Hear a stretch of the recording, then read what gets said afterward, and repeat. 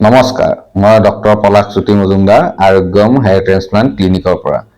আজি এই ভিডিঅ'টোত মই ডিছকাছ কৰিম বিয়াৰ্ড ট্ৰেন্সপ্লান্ট, বিয়াৰ্ড আৰু মুষ্টেচ ট্ৰেন্সপ্লান্ট, মানে দাড়ি আৰু গোফ। বহুত মানুহে বিশেষকৈ ইয়াং ল'ৰা বিচাৰে যে দাড়ি লাগে বা মুষ্টেচ লাগে। এই দুটাৰ ট্ৰেন্সপ্লান্ট আমি কেনেকৈ কৰোঁ, তাত খৰচ কি, প্ৰচেছটো কি, এইখিনি কথা আজি এই ভিডিঅ'টোত ডিছকাছ কৰিম।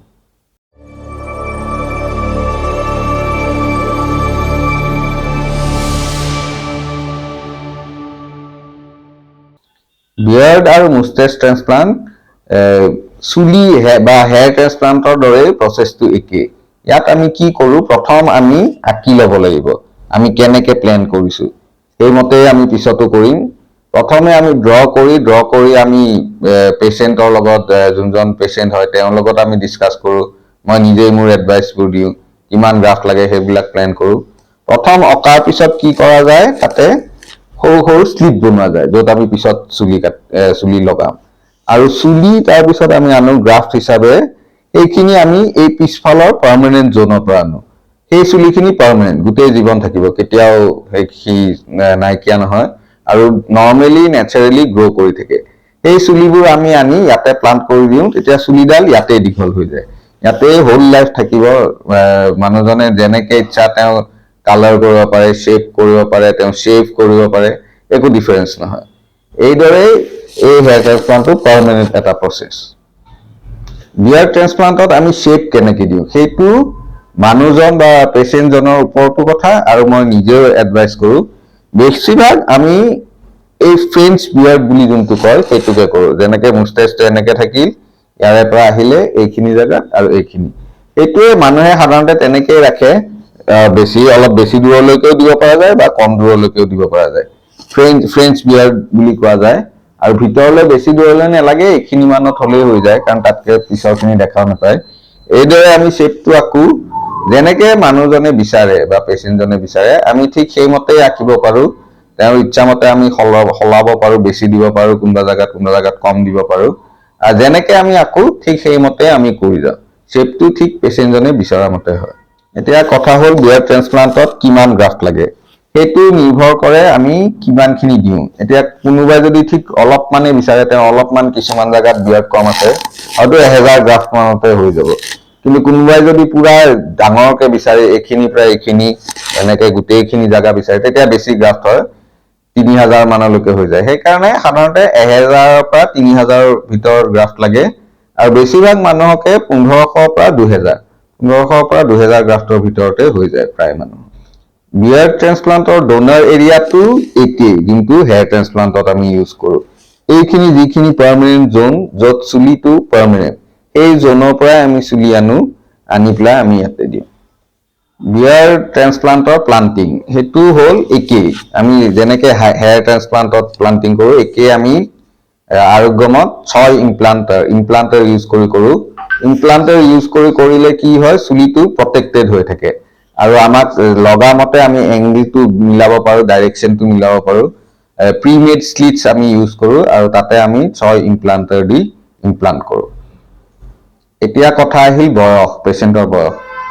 বিয়াৰ্ড ট্ৰেন্সপ্লান্টৰ কাৰণে আমি সদায় বিচাৰোঁ যে পেচেণ্ট এটলিষ্ট 21 বছৰৰ বেছি হওক, কাৰণ 21 বছৰৰ আগতে আৰু এটা চান্স এটা থাকে যে বিয়াৰ্ডটো আহিব। মানুহৰ পিউবাৰ্টি পুৰাকৈ শেষ নহয় 21 বছৰলৈকে। সেইকাৰণে এনেকুৱা হ'ব পাৰে যে 18-19 বছৰত হয়তো বিয়াৰ্ড নাইয়ে একেবাৰে, কিন্তু তাৰ পিছত আকৌ আহি যাব পাৰে। কিন্তু সাধাৰণতে 21 বছৰৰ পিছত আৰু নতুনকৈ বিয়াৰ্ড নহয়। 21 বছৰত যিখিনি বিয়াৰ্ড হৈছে সেইখিনিয়ে থাকে। তাৰ পিছত যদি পেচেণ্টজনে আৰু বিয়াৰ্ড বিচাৰে বা মুষ্টেচ বিচাৰে, তেতিয়া আমি কৰিব পাৰোঁ 21 বছৰ হৈ যোৱাৰ পিছত। বিয়াৰ্ড ট্ৰেন্সপ্লান্টত ছিংগল হেয়াৰ আৰু ডাবল হেয়াৰ দিয়া যায়। সাধাৰণতে 3 হেয়াৰ বা 4 হেয়াৰ আমি নিদিওঁ।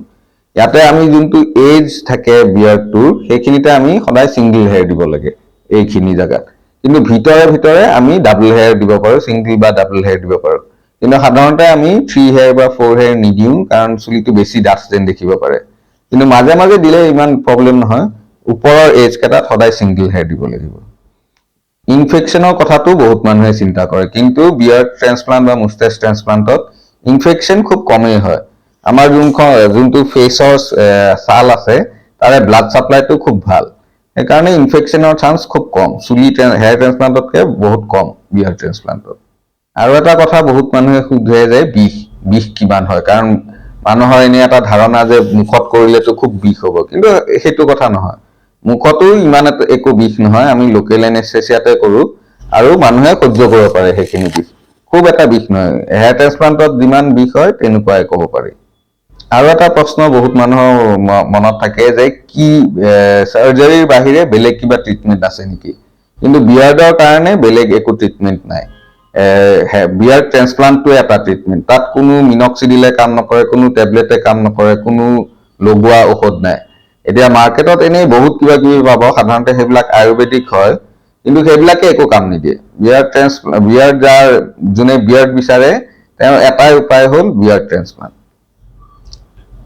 আৰু এটা কথা হ'ল ৰিজাল্টছ বিয়াৰ ট্ৰান্সপ্লান্টত খুব ভাল হয় মই আগতে কৈছো যে ফেচৰ যোনটো স্কিন তাৰে ব্লাড সাপ্লাই খুব ভাল সেইটো কাৰণতে সাৰ্ভাইভেল ৰেটটো খুব হাই বিয়াৰ ট্ৰান্সপ্লান্টত আৰু আমি খুব ভাল ৰিজাল্টে এক্সপেক্ট কৰোঁ আৰু লাষ্টত আহিল প্ৰাইচটোৰ কথা সকলোৱে সোধেই প্ৰাইচ নিৰ্ভৰ কৰিব আপুনি কিমানখিনি চুলি বিচাৰে এতিয়া কাৰোবাৰ হয়তো অকল এটা জায়গাত খালি 1000 গ্ৰাফটে লাগে কিন্তু কোনোবাই হয়তো বহুত ডাঙৰকে বিচাৰে হয়তো 3000 গ্ৰাফট লাগে কিন্তু সাধাৰণতে 60 to 80,000 মোটামুটি ইমান দামৰ ভিতৰতে বিয়াৰ ট্ৰান্সপ্লান্ট হৈ যায় কাৰোবাৰ হয়তো অকল 42,000 বা 40,000 মানতে হৈ যাব পাৰে আৰু যোনে বেছিকে বিচাৰে হয়তো 1,20,000 1,25,000 1,30,000 এনেকুৱালৈকে হ'ব পাৰে কিন্তু ইন জেনেৰেল বেছিভাগ মানুহৰে 60 পৰা 80,000 মানৰ ভিতৰতে প্ৰাইচটো পৰে বিয়াৰ ট্ৰান্সপ্লান্ট আমি আৰোগ্যমত বহুত বছৰৰ পৰা কৰি আছো আমাৰ বহুত আগৰে পৰাই আমি সবতকে বেছি বিয়াৰ ট্ৰান্সপ্লান্ট কৰো আৰু এতিয়াও আমি বেছিকে কৰি আছো আমাৰ বহুতখিনি এক্সপেৰিয়েন্স তেনেকে গুট খালে আপুনি যদি বিচাৰিছে বিয়াৰ আজিকালি জেনাৰেশনত বিয়াৰটো খুব ইম্পৰ্টেন্ট হৈ গৈছে যদি বিয়াৰ বিচাৰিছে এবাৰ আহি লগ ধৰিব পাৰে এবাৰ মোক দেখুৱাই যাওক আপোনাৰ কেনেকে কি ট্ৰিটমেন্ট হ'ব কোড দিলে ভাল হ'ব এইখিনি ডিসকাস কৰি ললে আপুনি এটা আইডিয়া কৰিব পাৰিব আৰোগ্যমত আহক তলত থকা নম্বৰটো ফোন কৰি এটা এপইন্টমেন্ট ললে মই আপোনাৰ সমস্যাটো চাই দিব পাৰিম